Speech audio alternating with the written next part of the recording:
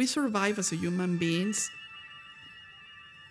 with food, with water, but also we survive because of art. I don't compose music for myself. I don't compose music for academics or for composer. I compose music because I want to speak and I want to communicate with someone else.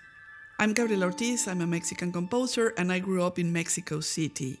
My parents were founders of a very important group that still exists, that it's called Los Folcloristas.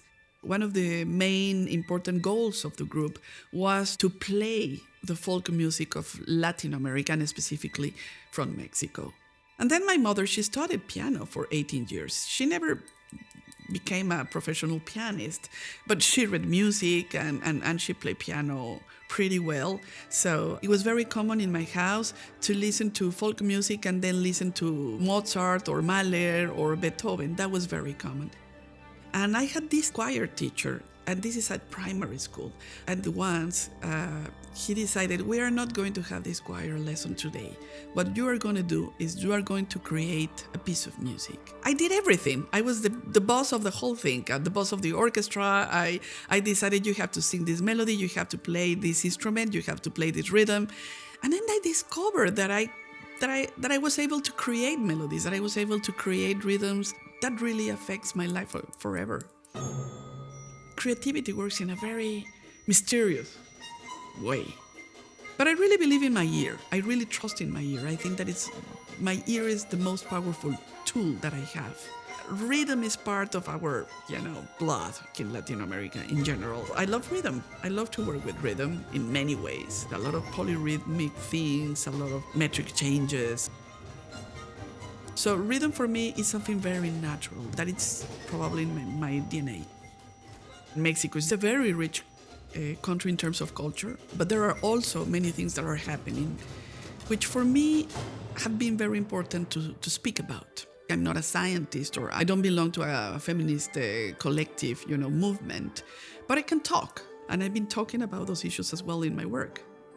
In terms of climate change, for example, in terms of politics, the fact that 11 women are killed every single day in my country.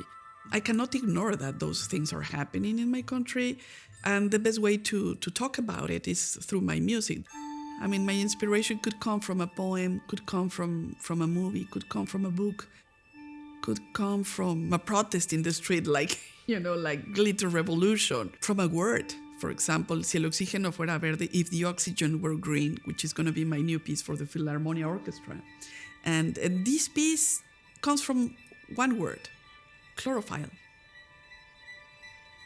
That word gave me the whole thing.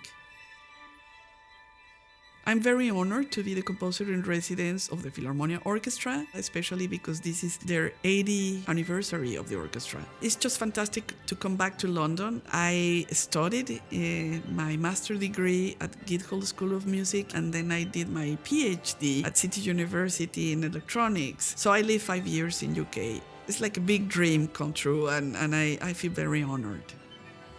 For me, the opportunity to be a composer in residence is to show the music that I have been working on these recent years. And I think that diversity is one of the most important words right now. In institutions, in orchestras, to recognize that our difference makes us stronger. You can enrich yourself by learning from the others. So for me, it's very important to show to Europe and the rest of the world that we exist. And we are producing music, and very good music, which is, for me, is a huge privilege.